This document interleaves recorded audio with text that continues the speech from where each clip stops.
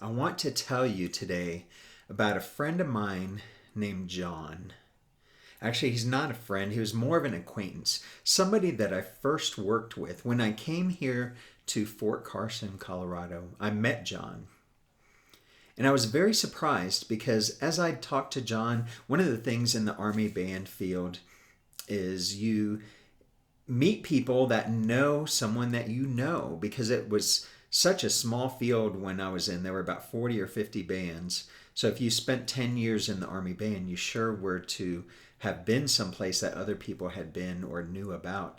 And so John and I started a conversation, and everybody that I talked about that he knew about, he would just start telling me all these horrible things about the person. And I remember thinking, they seem nice to me.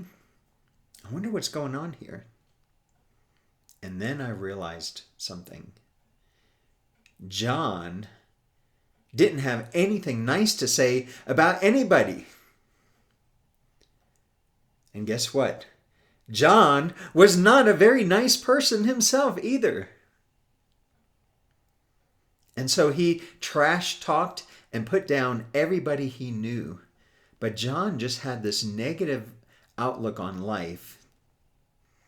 And the sad thing is, eventually, he ended up becoming homeless.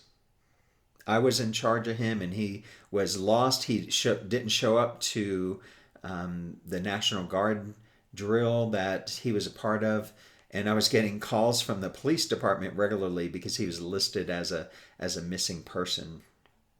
But he had ended up being homeless. Now, I feel compassion and sadness for people who have become homeless, but John kind of brought it on himself because he alienated everybody that he came in contact with.